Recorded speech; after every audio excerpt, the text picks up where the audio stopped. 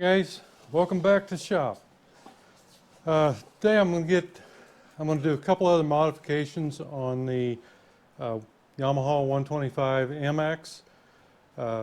As I think I've explained, this is a menagerie of parts, and in being such, we're going to have to make a lot of stuff work.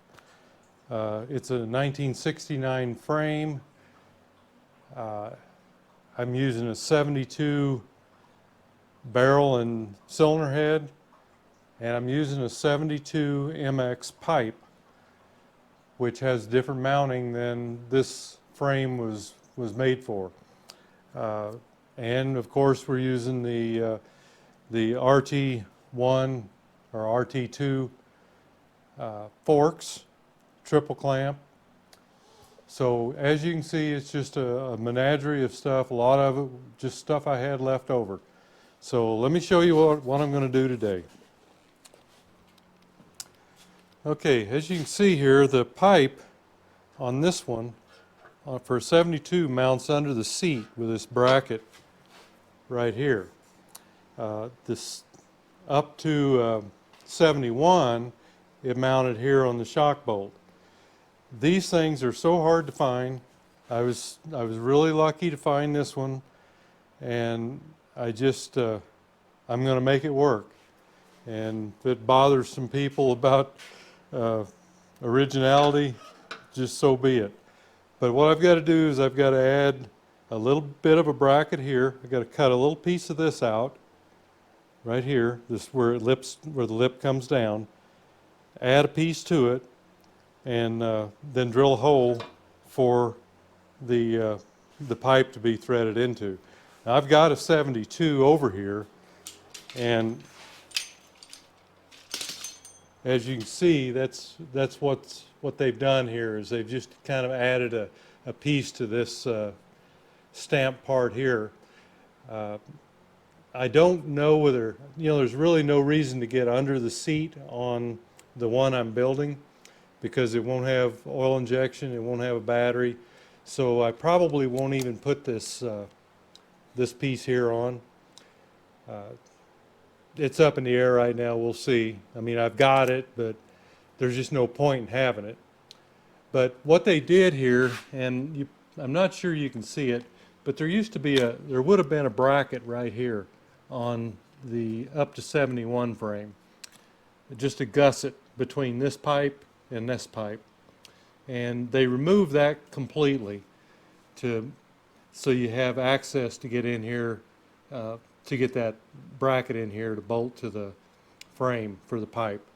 So this has just got the Enduro pipe on it, but it mounts the same way. So anyhow, that's what we got to do. We got to add a little piece here, and I've already cut that gusset out. This was the gusset that came out of there, and it just, you can see right here where it went, just kind of like this, and you just couldn't get the pipe in there with that gusset in. So that's why they took it out, that's why I took it out. So now what I'm going to do is just cut a little bit of this turn down out, and we're going to increase the top width of this out just so far enough where I can bolt this on.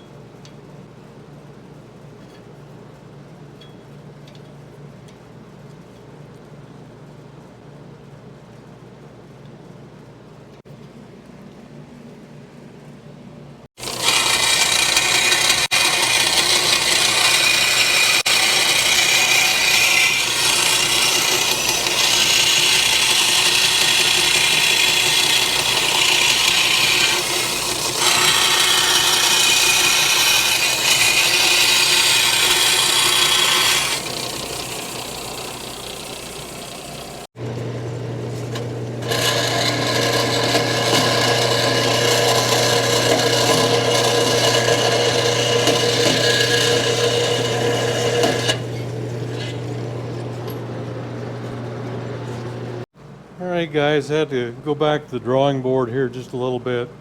This place that I cut out is also recessed, and that's so that the bracket coming into into this bracket, there's a rubber grommet that goes on it, so it's going to stick up a little bit. Anyway, it's to keep the bracket coming from the pipe from hitting this tube here. So I went back, I cut a little different pattern. Now I'm going to weld it all in, and then we'll drill a hole for the rubber grommet that goes in there.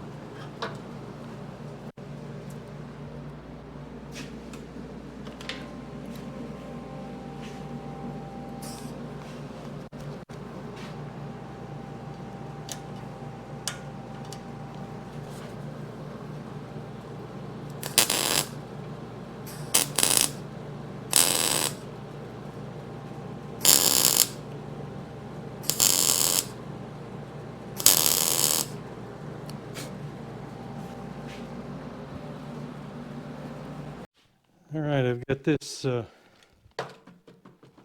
situated where I wanted, I think. This is the grommet that goes in it. So we're drilling a hole for the inside part of the grommet here. And the closest I can get is, what is it?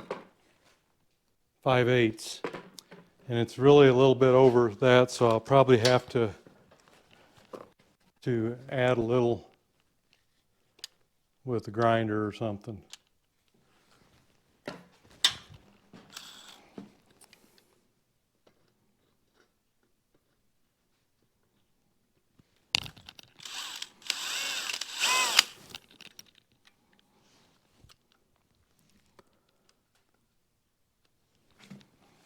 I've got to drill a pilot hole first, I guess.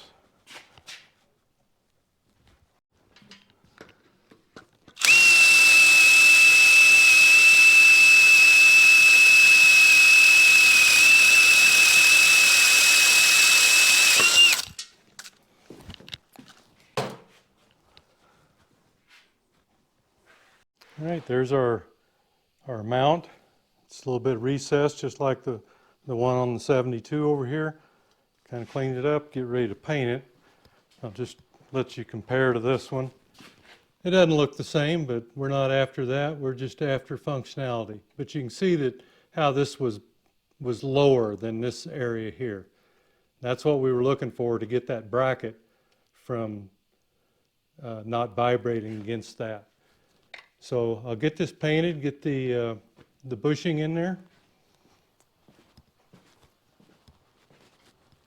And then we'll show you some other stuff that we've got to do.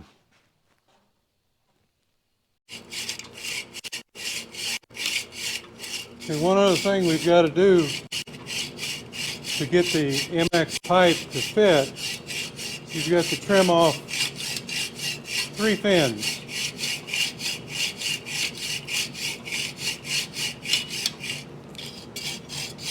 The head is already trimmed, so you can just kind of follow the pattern that they give you. I forgot about having to do this, but I did finally remember about it. Kind of goes against the grain, but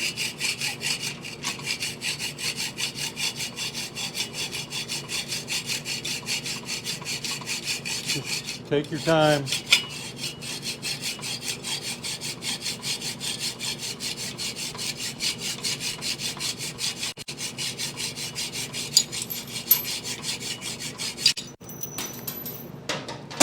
There you go.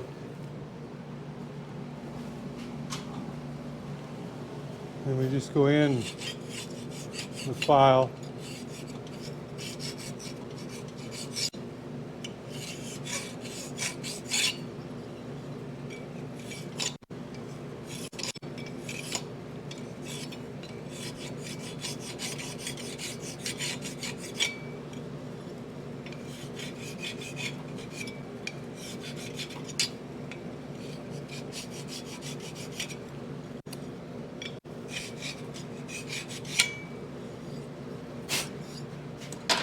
there it is.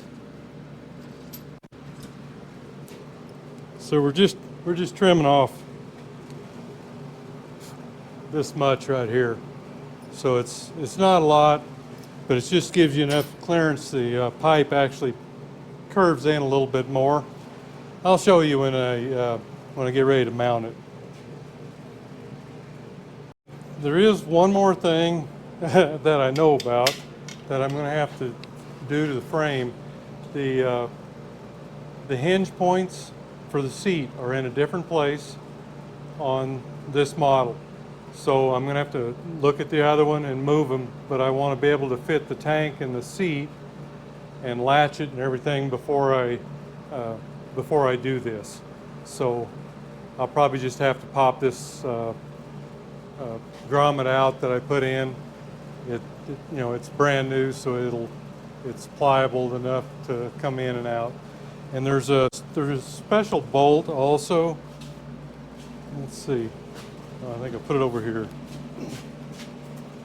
You got a special, it's a shoulder bolt, and this screws actually into the pipe, and then this goes into there.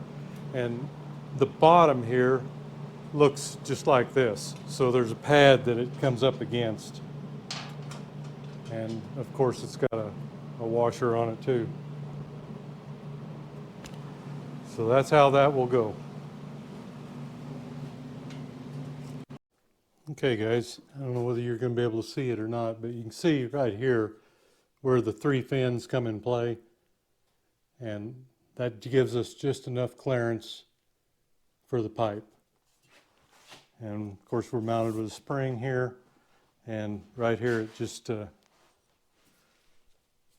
goes onto the rubber grommet that we put in there with our frame modification. And a lot of people probably would say, why didn't you modify the pipe to mount over here?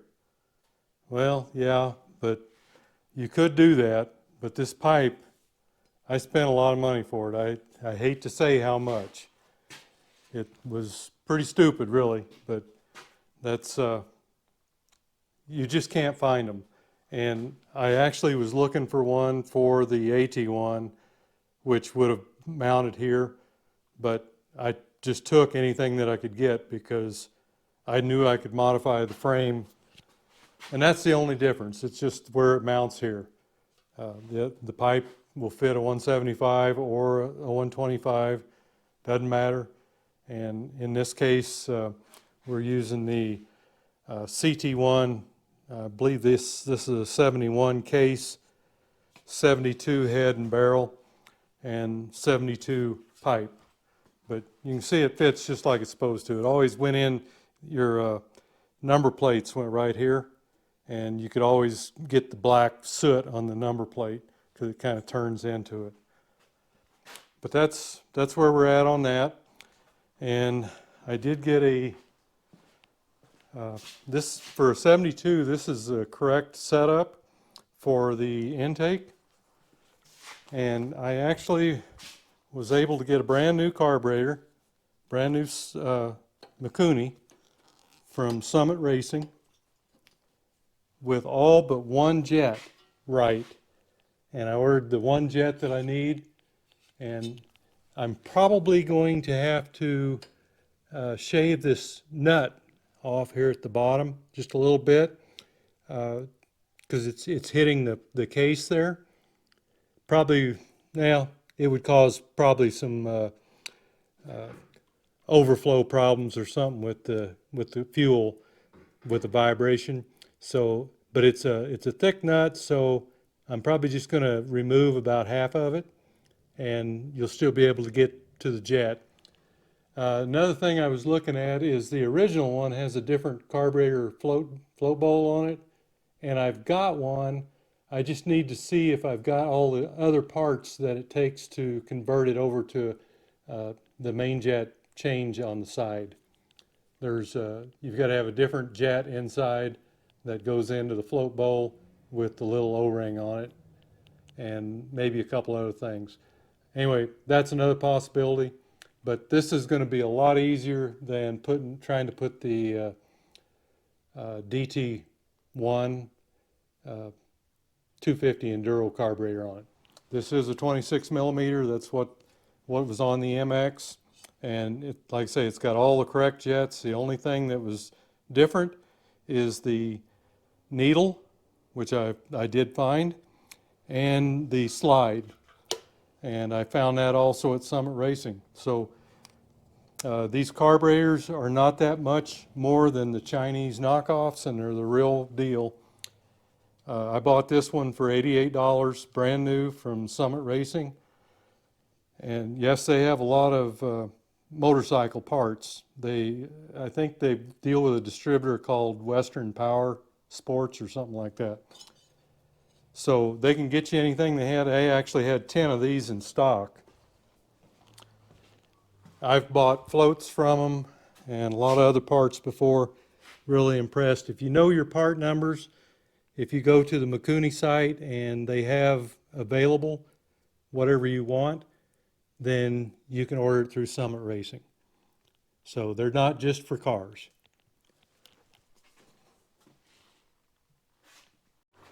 Okay guys, I went ahead and remounted the hardware for the seat.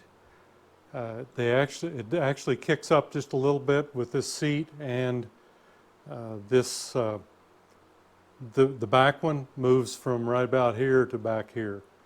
So this one, I thought it was going to be able to just leave it the same way, but actually it has to kick up a little bit.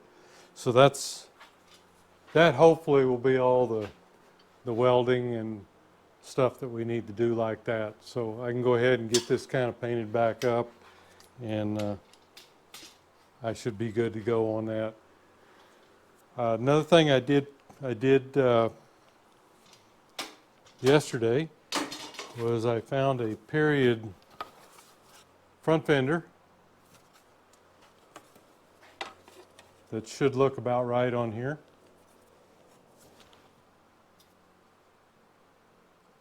Something like that anyhow.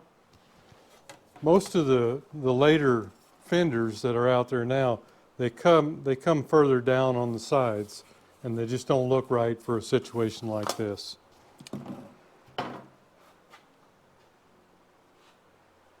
And of course the seat is going to need some repair. I've got a crack here, and it's probably eat out underneath this the cover. That's the way most of them are, but this side looks pretty good, but you just never know until you get the seat cover off and see what this kind of rail looks like along here. But all in all, this one's not too bad. But that's an upcoming thing. At least I don't think I'm going to have to remake one. But this is just par for the course. And I don't think these are available yet. KDI's remaking some of these, but not this one yet. I think it's just the AT-1 and the DT-1, RT-1. But they're pretty good about it, so I imagine in the future they will be doing it, I imagine.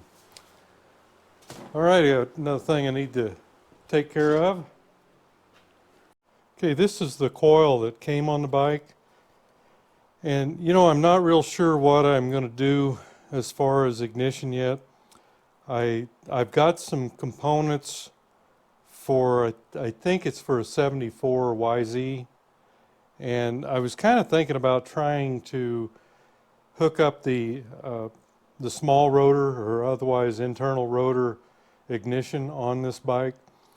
And I'm not real sure whether it's real plausible, but we're going to take a look at it. So if that's the case, then I'll be using a different coil. This is a coil that was laying on the bike, or was on the frame of the bike that I picked up out of the field up in central Montana here. Probably been laying there for 20 years or 25, I don't know. And I just wondered if it was going to still be good. And this, remember, was a CT frame, so this is a 6-volt coil. Even though it looks a lot like the 12 volts, but you know, you can kind of tell by the number on it here, and it's the 6 denotes it's 6 volt. So anyhow, we're going to test it and see what it looks like. And the last time I did this, it's real hard for the camera to pick this up. So I'm going to try it again just to see if I can get a better view of it. For some reason, the spark doesn't like to show up very good on the camera. So I'm going to try it again.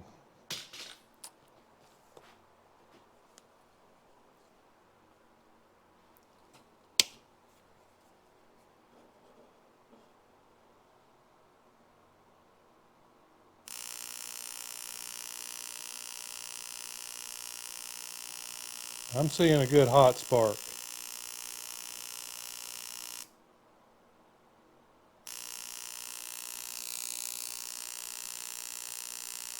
Then it kind of disappears.